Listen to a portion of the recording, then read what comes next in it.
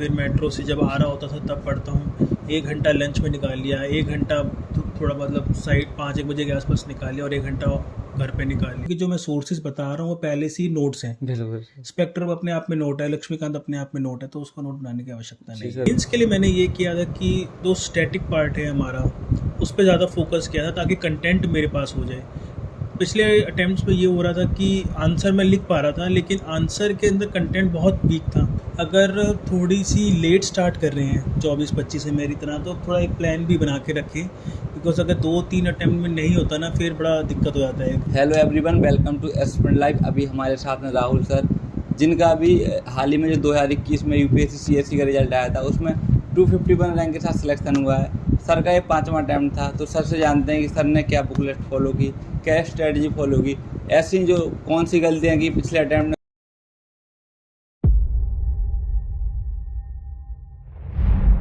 तो सर सबसे पहले आप बताइए कि आपका एजुकेशन बैकग्राउंड क्या है। मैंने बीटेक आईटी किया है, दिल्ली से ही किया है, और उसके बाद मैंने कुछ जॉब्स करी। पहली थी मेरी जीएस एसोसिएट में, जिसमें था मैं डेटा एनालिस्ट, डेटा साइंटिस्ट बोल लीजिए उसको।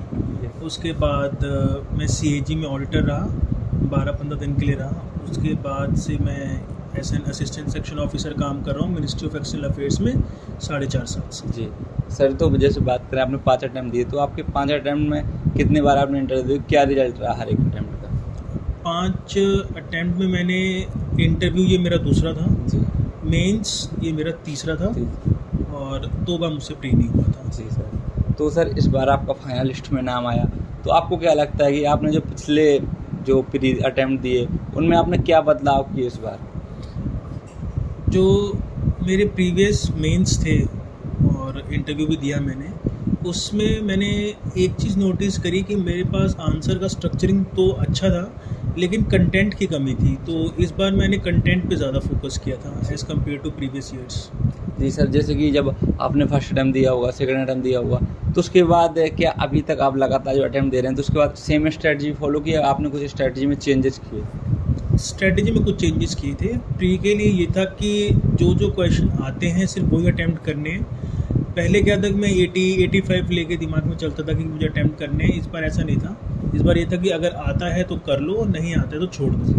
तो शायद ये काम भी कर गया, क्योंकि इस बार प्री में मैंने 72 अटैम्प्ट किए थे और मेरे 58 या 60 लगा लीजिए अकॉर्डिंग टू डिफरेंट कीज़, और तो स्कोर अच्छा रहा मेरा प्री में।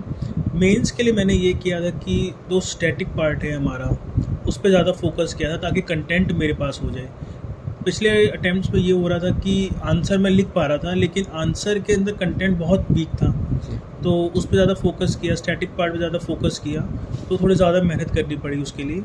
इंटरव्यू के लिए सेम स्ट्रेटजी के साथ मैं किया था। सर जैसे बात करें जॉब के साथ, कहीं ना कहीं यूपीएससी की तैयारी करना काफ़ी मुश्किल हो जाता है, काफ़ी हेक्टिक होता है, तो आपने कैसे मैनेज किया सबका? आप बहुत सालों से जॉब भी कर रहे हैं, उसके साथ आप यूपीएससी का अटैम्प्ट भी दे रहे हैं। जॉब और वाइफ और बच्चे के साथ मैनेज करना थोड़ा डिफ़िकल्ट तो होता ही है। जॉब के साथ मैनेज करने में डिफ़िकल्टी ये आती है कि जैसे प्री के लिए मेरे पास दिन में सिर्फ 4 घंटे ही होते थे। मैंने पिछली वीडियोस में भी काफ़ी बताया है कि मेरा पढ़ने का जो शेड्यूल था प्री के लिए वो बहुत डिफरेंट था as compare to other aspirants. मैं मेट्रो में 1 घंटा जाके पढ़ता हूँ, फिर मेट्रो से जब आ रहा होता था तब पढ़ता हूँ, 1 घंटा लंच में निकाल लिया, 1 घंटा थोड़ा मतलब साइड 5-1 बजे के आसपास निकाल लिया और 1 घंटा घर पे निकाल लिया। तो ये मेरे लिए लग्जरी थी कि मैं किसी दिन 6-7 घंटे पढ़ सकूँ। 5 घंटा बहुत होता था मेरे लिए, 5 घंटे निकालना बहुत डिफ़िकल्ट है मेरे लिए उस टाइम। और मेंस के लिए भी डिफ़िकल्टी ये रही कि मैं 17 दिन तो मेरे को डेंगू था, उसमें 7-8 दिन मैं हॉस्पिटल में था ऑलमोस्ट मेंस में। और वैसे भी इस बार मेंस के लिए शायद 80-85 दिन ही दिए गए थे एज़ कम्पेयर टू 100 डेज तो दिए जाते हैं नॉर्मली। तो उसमें भी 15-20 दिन में ऑफिस में गया, तो बहुत डिफ़िकल्ट था टाइम मैनेज करना, इसलिए थोड़ी ज़्यादा हार्डवर्क करनी पड़ी बाकी एस्पिरेंट्स के मुकाबले। तो डिफ़िकल्ट थोड़ी स्ट्रेटजी डिफरेंट थी मेरी। जैसे सर आप नए नए आए होंगे यूपीएससी की फील्ड में, तो आपको कहीं ना कहीं लेकर जैसे क्या पढ़ना है, बुक्स को लेकर और रिसोर्स को लेकर काफ़ी प्रॉब्लम फेस करनी पड़ेगी, तो कैसे आपने मैनेज किया, कहाँ से रिसोर्स कलेक्ट किए? रिसोर्सेज मैंने यूट्यूब या फिर बहुत सारी वेबसाइट्स आती हैं, उन पे जो टॉपर्स की स्ट्रेटजी होती है या उनकी बुक लिस्ट होती है, मैंने उनको देखा और जो जो बुक्स मुझे लगा कि कॉमन है हर टॉपर के लिए, तो उसको मैंने रेफ़र करने का सोचा।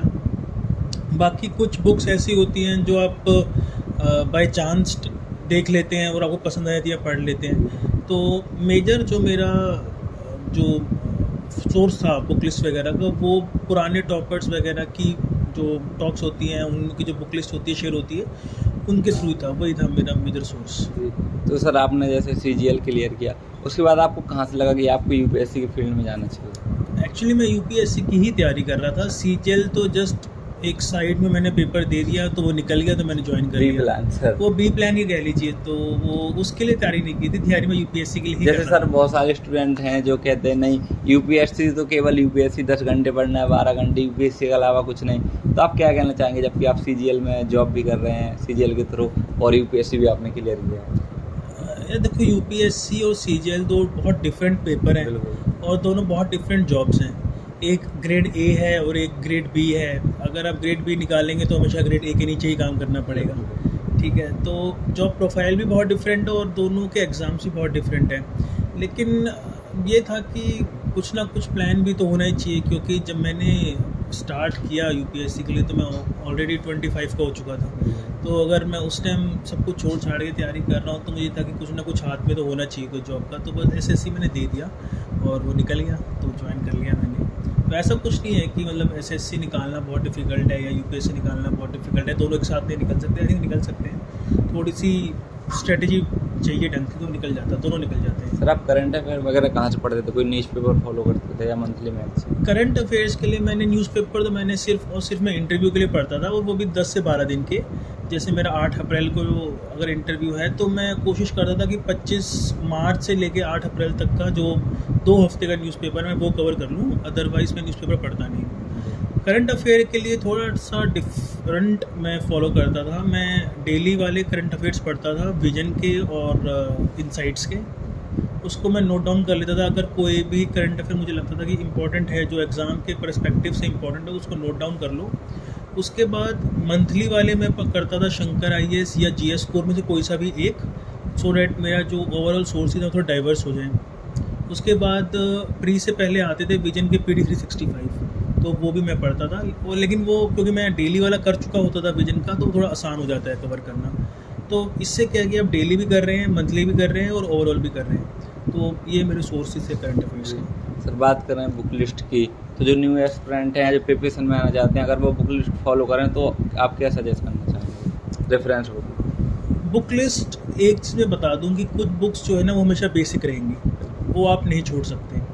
और कोशिश ये करिए कि बुक लिस्ट का जो सोर्स है, जो ओवरऑल बुक लिस्ट है, वो इतनी पतली रखें कि उसको बार बार रिवाइज़ करने में आसान रहे। मैंने देखा है कि कुछ लोग किताबें 3-3 4-4 पढ़ रहे हैं एक सब्जेक्ट की, लेकिन रिवाइज़ उसको एक बार 2 बार कर रहे हैं, तो उसका कोई फ़ायदा ही नहीं है। रिटेंशन नहीं होगा जब तक किसी चीज़ को आप दिमाग में रिटेन नहीं कर पा रहे हो, रिटेन करने के बाद रिवोक नहीं कर पा रहे हो पेपर में, तो उसका कोई फ़ायदा नहीं है। तो उसका एक बहुत सिंपल ग्राफ होता है मैथमेटिक्स में रिवीजन का, कि जितनी बार रिवाइज़ करेंगे उतनी ज़्यादा रिटेन कर पाएंगे, उतना ज़्यादा रिवोक कर पाएंगे।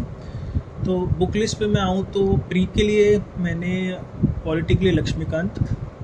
अच्छा, जहाँ मैं एनसीईआरटी नहीं बता रहा हूँ, मैं एनसीईआरटी पढ़ी भी नहीं थी मैंने। तो पॉलिटी के लिए सिर्फ लक्ष्मीकांत। इकोनॉमिक्स के लिए मृणाल सर की वीडियोस और नोट्स, वो बहुत ज़्यादा कॉम्प्रिहेंसिव है और आपको बहुत ज़्यादा काम आएंगी। Not only in economics but बहुत other sources, society, international relations वगैरह सब में आपको काम आएगी। ज्योग्राफी के लिए अगेन मृणाल सर की जो यूट्यूब चैनल है उस पर रजतनील सोलंकी मैडम हैं, उनके ज्योग्राफी की वीडियोस हैं, तो उन वीडियोस को आप रेफ़र कर सकते हो। जो मैडम उस वीडियो के अंदर सोर्सेज बता रही हैं, आप उसको भी ज़रूर देखें। चौथा है आपका शंकर आईएएस, आपका इन्वायरमेंट मैंने किया था शंकर आईएएस के नोट से। करंट अफेयर्स मैंने आपको बता दिया है कि मैंने कर रहा था। और हिस्ट्री के लिए मैंने एंशंट मिडिवल के लिए मैंने 11th क्लास की जो एनसीईआरटी है, बोथ ओल्ड एंड न्यू, दोनों मैंने करी थी। हिस्ट्री के लिए यार, एंशंट और मिडिवल हिस्ट्री के लिए 11th क्लास की जो न्यू एनसीईआरटी है और ओल्ड एनसीईआरटी है, दोनों को मतलब सिंक्रनाइज करके पढ़ना है, क्योंकि नई वाली एनसीईआरटीज़ के अंदर जो लिटरेचर वाला पार्ट है वो अच्छा है, और पुरानी वाली एनसीईआरटी में आर्ट, आर्किटेक्चर और बाकी टेक्नोलॉजीज़ वगैरह जो थी उस टाइम वो अच्छा है। आर्ट एंड कल्चर के लिए नितिन सिंघानिया के नोट्स, पुराने वाले नोट्स मिल जाए तो ज़्यादा बेटर है। और मॉडर्न हिस्ट्री के लिए स्पेक्ट्रम, पुरानी वाली स्पेक्ट्रम मिल जाए 400 पेज वाली तो वो बेटर रहेगी, 800 पेज वाली थोड़ी सी ज़्यादा मोटी होगी, उसको रिवाइज करना थोड़ा डिफिकल्ट हो जाता है। तो ये थे मेरे ओवर। बाकी जो मैंने करंट अफेयर के लिए आपको बता ही दिया था, तो इंटरनेशनल रिलेशन, सोसाइटी, गवर्नेंस, ये सब सारा पार्ट उसी में आपका कवर हो जाएगा। सर आप शॉर्ट नोट बनाते थे जैसे रिवीजन के लिए जब एग्जाम नज़दीक आ जाए? मैंने सिर्फ शॉर्ट नोट्स बना रखे थे ज्योग्राफी के लिए, और वो मेरे टेलीग्राम चैनल पे पहले मैंने अपलोड कर दिए थे, तो बस वही थे। क्योंकि उसका भी रीज़न यही था कि क्योंकि ज्योग्राफी में जो मैंने वीडियोस आपको बताई हैं, तो उसमें भी मैडम आपको एनसीईआरटीज़ पढ़ने के लिए बोलेंगी, जीसी लॉन्ग पढ़ने के लिए बोलेंगी, तो वो बहुत ज़्यादा लेंथी हो जाता है। तो उसको एक कॉम्पैक्ट और थोड़ा सा छोटा करने के लिए मैंने नोट्स बना लिए थे। बाकी नोट्स मैं इसलिए मना करता हूँ क्योंकि जो मैं सोर्सेज बता रहा हूँ वो पहले से ही नोट्स हैं। बिल्कुल। स्पेक्ट्रम अपने आप में नोट है, लक्ष्मीकांत अपने आप में नोट है, तो उसको नोट बनाने की आवश्यकता जी नहीं। सर, बात करें सर आपका ऑप्शनल और मीडियम आपने क्या रखा था? ऑप्शनल मेरा था मैथमेटिक्स और मीडियम था मेरा इंग्लिश। इंग्लिश। तो सर आपको लगता है कि जो मैथमेटिक्स आपका ऑप्शनल था, आपने 5 अटेम्प्ट दिए, आपको कहीं ना कहीं हेल्प किया है आपकी प्रिपरेशन में? मैथमेटिक्स यार मेक और ब्रेक वाला केस है, चल जाए तो मेक है, ना चले तो ब्रेक है। क्योंकि आपका कैसा रहा? मेरा यार 3 मेंस मैंने दिए हैं, तो पहले वाले में तो बहुत ख़राब है, 230 आए थे। पिछले वाले में और इस वाले अटैम्प्ट में मेरे 280 थे। पिछले वाला अटैम्प्ट मेरा ठीक ठाक गया था, और इस वाले अटैम्प्ट में मैं थोड़े से ब्लंडर कर दिए पेपर में, otherwise score should have been around 325-330 के आसपास, बट वो मेरी गलती की वजह से हुआ है। और तो मैं ये कहूँगा अगर मैथमेटिक्स में तैयारी अच्छी है, प्रैक्टिस अच्छी है, तो mathematics is a very good optional. जी सर, जैसे जो न्यू एस्पिरेंट प्रिपरेशन में आना चाहते हैं तो क्या मैसेज रहेगा उनके लिए आपका? जो नए एस्पिरेंट्स आना चाहते हैं यार, उनके लिए पहले ये है कि दिमाग में पहले बना लो कि यूपीएससी में डेडिकेशन दे सकते हो 2 साल 3 साल। मैं ये नहीं कह रहा कि आपको लगेंगे 2-3 साल, फर्स्ट अटैम्प्ट में भी निकाल रहे हैं लोग, बट एक एवरेज स्टूडेंट की बात कर रहा हूँ। एक एवरेज स्टूडेंट को शायद लग सकता है इतना टाइम। तो दूसरा, अगर थोड़ी सी लेट स्टार्ट कर रहे हैं 24-25 से मेरी तरह, तो थोड़ा एक प्लान भी बना के रखें, बिकॉज अगर 2-3 अटैम्प्ट में नहीं होता ना, फिर बड़ा दिक्कत हो जाता है। एक मेंटल प्रेशर और फाइनेंशियल प्रेशर आपके ऊपर बन जाता है, तो प्लान भी अपने पास ज़रूर रखें। हाँ, अगर 20-21 में स्टार्ट कर रहे हैं तो ठीक है, आप 3-4 साल आराम से तैयारी कर सकते हैं बिना प्लान बी के, but after that you have to be very ready with the plan B. तीसरा, डेडिकेशन और हार्ड वर्क, ये तो मतलब स्मार्ट वर्क, इसका कोई सब्स्टिट्यूट नहीं है। हार्ड वर्क तो करना ही करना है। अगर आप ये सोच के चल रहे हैं कि पुराने टॉपर्स ने फलाना बोल दिया कि यार बहुत आसान है निकालना, आसान ज़रूर है, लेकिन वो आसान भी तभी है जब पढ़ोगे, और वो पढ़ने के लिए बहुत हार्ड वर्क करना पड़ता है, बहुत टाइम देना पड़ता है, स्पेशली अगर आप जॉब के साथ हो और आपके वाइफ और आपका बच्चा भी हो, तो बहुत डिफिकल्ट हो जाता है। Thank you sir. Thank you so much.